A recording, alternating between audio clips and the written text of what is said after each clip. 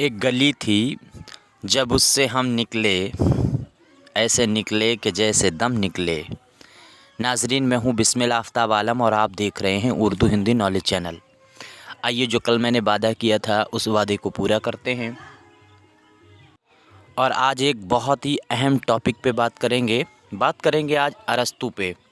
अरस्तू है और अरस्तू से मुतालिक 2-3 सवाल ऐसा कोई एग्ज़ाम नहीं है जिसमें नहीं बनते हैं, और उर्दू का ही नहीं बल्कि ये हिस्ट्री है, पॉलिटिकल है, उसमें भी इससे सवाल बन जाते हैं। लेकिन मुझे बात करनी है उर्दू में क्या सवाल इससे बनते हैं उस पे। ये वीडियो टीजीटी वालों के लिए तो बहुत अहम है, साथ ही साथ इसके अलावा भी अगर कोई एग्ज़ाम आप उर्दू का दे रहे हैं तो उन सभी के लिए बहुत ही अहम होने वाली है। तो अगर आपके साथियों में कोई साथी किसी भी एग्ज़ाम की दूसरे की अगर तैयारी कर रहा है तो ज़रूर शेयर कर दीजिएगा। आज का पहला सवाल देखिए, अरस्तू पे बात करेंगे शुरू से। अरस्तू जो है अष्टागिर यानी यूनान में क्या है 384 कब्ल मसीह में पैदा हुआ है। दूसरी चीज़ याद रखना है, कब्ल मसीह जो है वो पीछे के लिए बैक में चलता है। उसकी वजह क्योंकि ईसवी जो शुरू हुई थी उस ईसवी से पीछे, यानी मान लीजिए एक सन जब 2024 चल रहा है, 2024 जब सन 1 चला होगा तो उससे पहले जो हुआ है वो सब कब्ल मसीह में माना जाएगा। जैसे मान लीजिए किसी की पैदाइश अगर एक सन जब शुरू हुआ उससे 100 साल पहले पैदा हुआ है, उससे 100 साल पहले, तो अगर उसका वो 70 साल ज़िंदा रहा तो 100 साल कब्ल मसीह पैदा हुआ, लेकिन उसका इंतकाल 30 कब्ल मसीह में होगा। उल्टा ना इसको समझिएगा। तो 384 जो है कब्ल मसीह में ये पैदा हुआ है। दूसरी बात क्या है, इसके वालिद का नाम आपको याद रखना है। मैं वन लाइनर क्वेश्चनों के अंदाज़ में लाया हूँ। इसके वालिद का जो है वो नाम था मार्क्स, कहीं कहीं आता है मार्कस, और अनुमार्कस कहीं कहीं आता है, तो ये याद रखिएगा, हालांकि पूछता नहीं है। बहरहाल अब यहाँ से देखिए, यहाँ से शुरू होती है कहानी सही।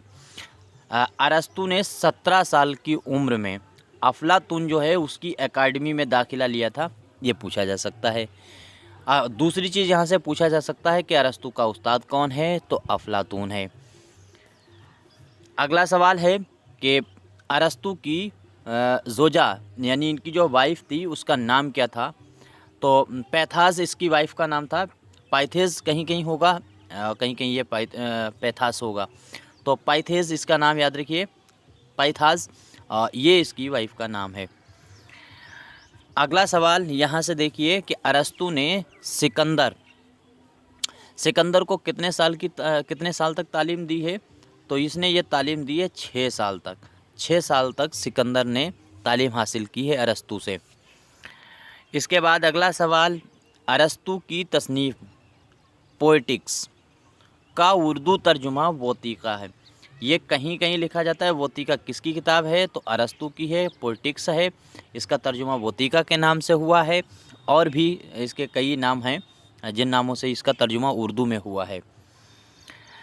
अगला देखिए कि अरस्तू में, अब ये बहुत इम्पोर्टेंट है क्वेश्चन, यहाँ से आपको ये देखिए कि वोतिका जो इसकी किताब है उसमें इसने रज़मिया, वज़मिया और अलमिया 3 तरह की शायरी पर मुबाहिस मिलते हैं।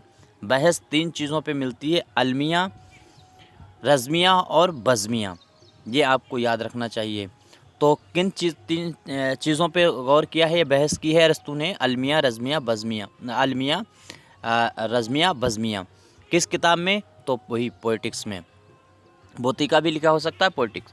कितने बाब पर ये किताब है, तो इसके बाब कुल 26 हैं, ये याद रखिए, यहाँ पे बाब गलत लिखा है, तो 26 बाब हैं, ये भी याद रखिएगा।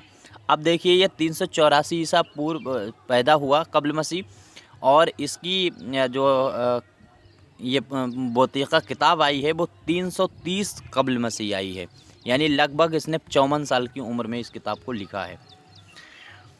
अगला सवाल है कि अरस्तू के नज़रियात से जमालियात को तक़वियत मिलती है।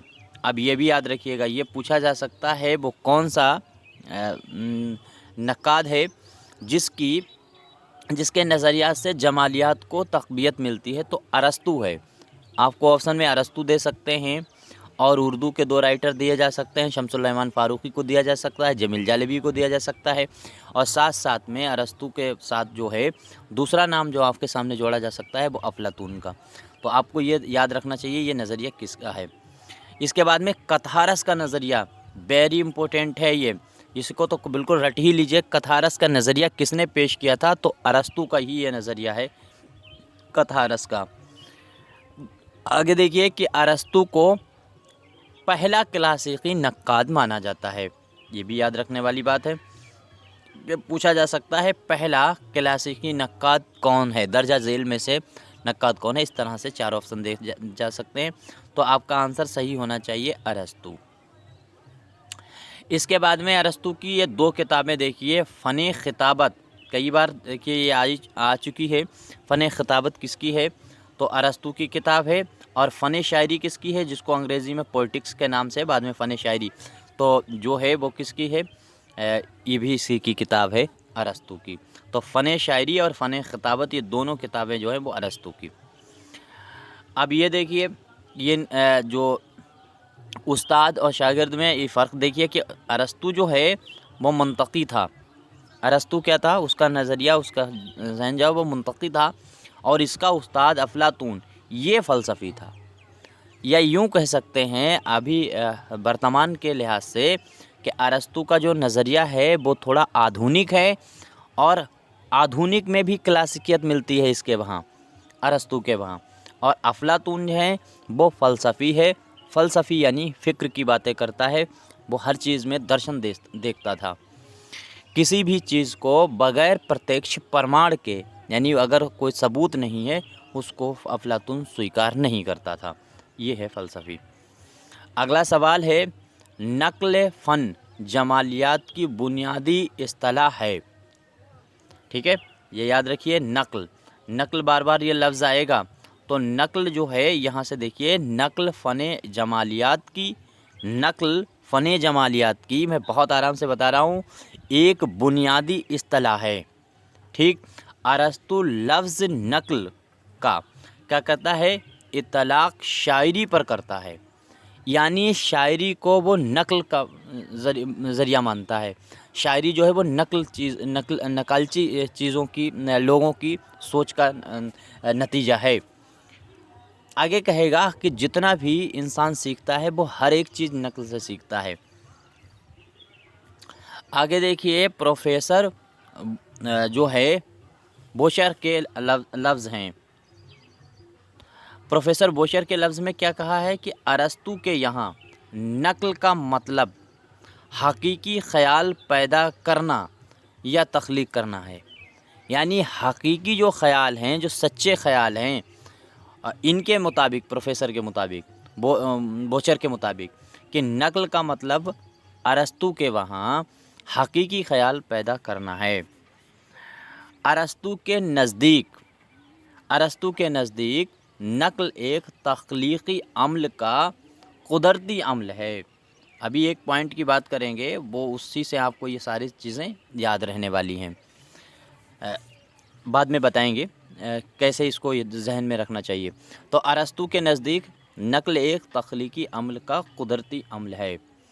دوسری چیز دیکھیے کہ ارسطو واقعات پر، یہ غور کیجئے، بہت امپورٹنٹ ہے لائن، ارسطو واقعات پر زور دیتا ہے، واقعات پر زور دیتا ہے، اور افلاطون عینیت پر زور دیتا ہے۔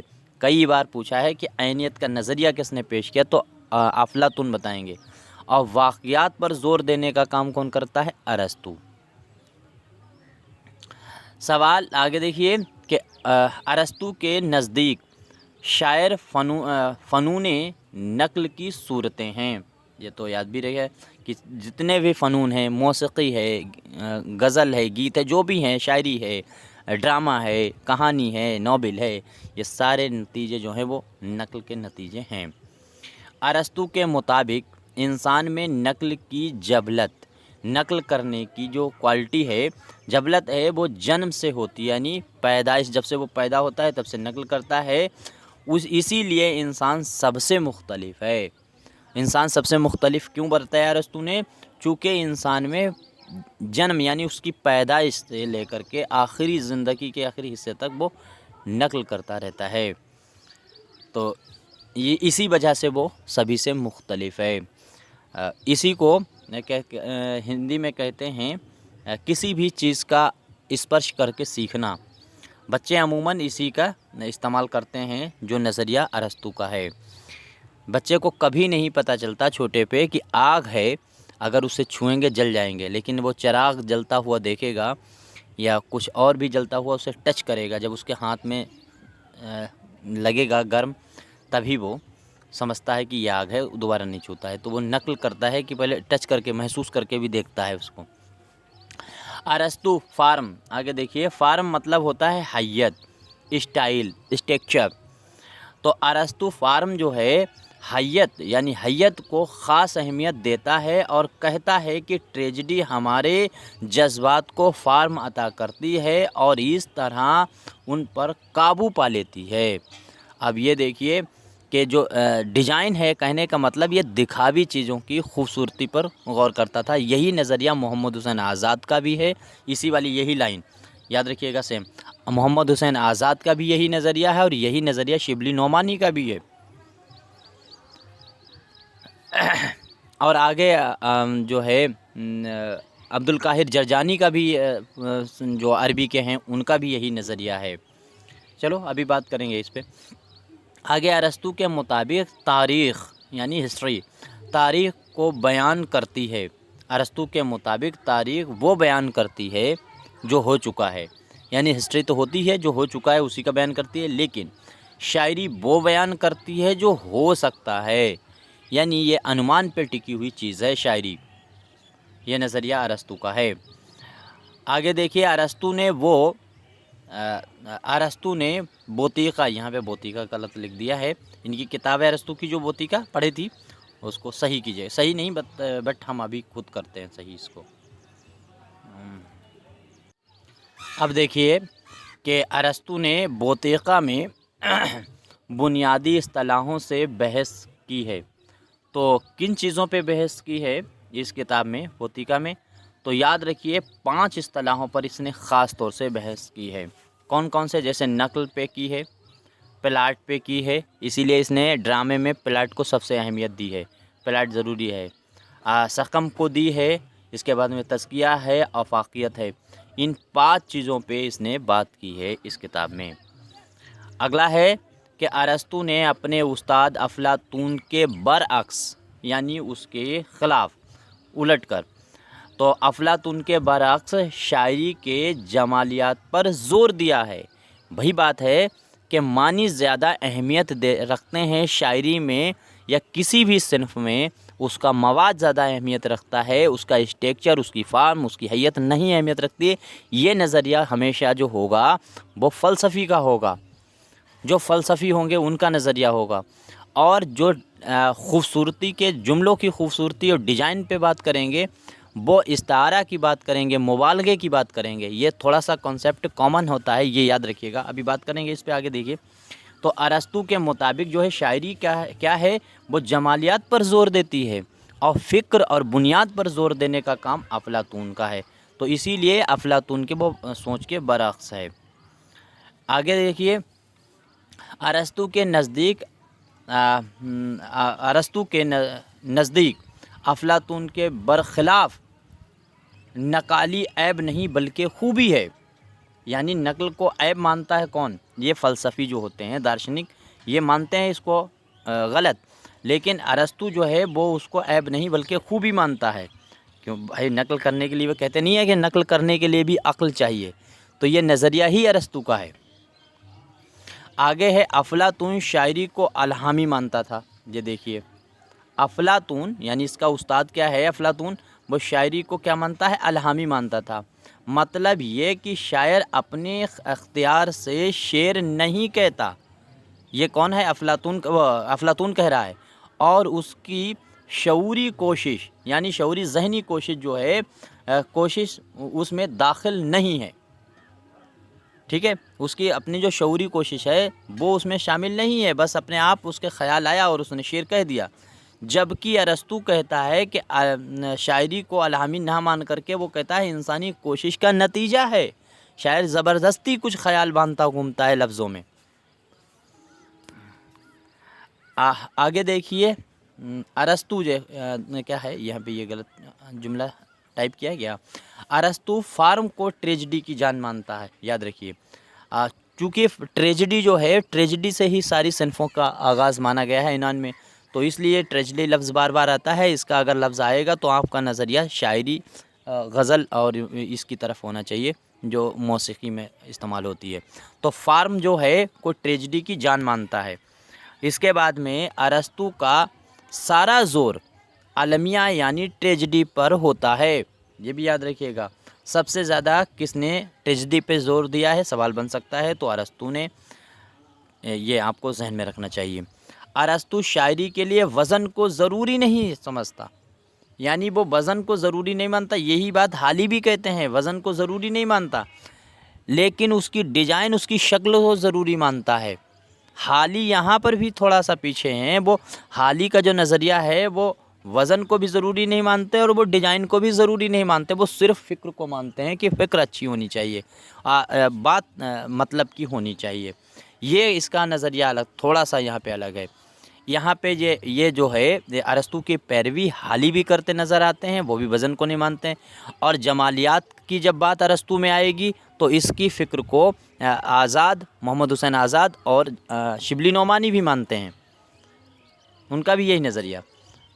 تو آگے دیکھیے ارسطو استعارہ کے استعمال پر زور دیتا ہے، چونکہ یہ جو فارم جو حیت پر زور دے گا وہ استعارہ پہ ضرور زور دے گا، مبالغے پہ زور دے گا۔ آگے اور بڑھیے، ارسطو ادب میں کلاسیکیت کا حامی ہے، یعنی کلاسیکیت کا حامی یہ تھا نظریے کا، یہ بھی یاد رکھیے گا۔ آگے دیکھیے ارسطو شاعری کے لیے جھوٹ اور مبالغے کو جائز سمجھتا ہے، یہ بات میں ابھی کہہ چکا ہوں، کیوں سمجھتا ہے، اس کے ریزن ہے کہ جو جمالیات کو پسند کرے گا تو جمالیات آئے گی کہاں سے، جھوٹ بول کر ہی تو آئے گی، مبالغہ بڑھا چڑھا کر بات کرنے سے ہی تو آئے گی۔ آگے ارسطو کے ڈرامے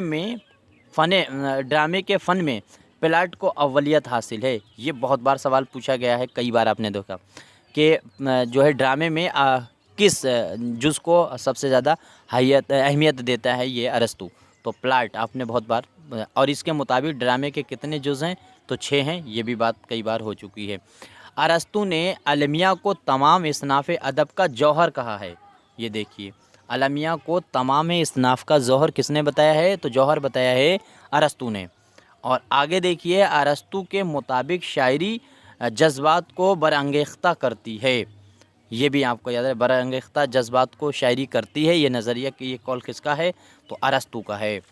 یہیں تک ارسطو پہ ہم نے جو بات کی ہے وہ سمجھ میں آئی ہوگی۔ اب موٹی موٹی چیزیں ایسے سمجھیے، جیسے ارسطو جو ہے وہ فلسفی نہیں تھا، اسی وجہ سے وہ شاعری ہو یا شعر ہوں ان کے اسٹرکچر پہ غور کرتا تھا، ان کی ڈیزائن پہ غور کرتا تھا اور اس جمالیات پر غور کرتا تھا، اور جو بھی نقاد جمالیات پر غور کرے گا تو الٹیمیٹلی وہ ہمیشہ استعارہ کی بھی باتیں کرے گا، استعارہ ضروری مانے گا شاعری میں، تشبیہ کو ضروری مانے گا، یعنی جو صنعتیں ہیں ان کو ضرور استعمال کرنے کے لیے ضرور زور دے گا، مبالغے کو صحیح مانے گا، جھوٹ کو صحیح مانے گا، یاد رکھیے گا یہ اس طرح کی چیزیں، اور خوشی دینے کی چیزوں کی بات کرے گا شاعری کے ذریعے، یہ جمالیات والے ہوتے ہیں۔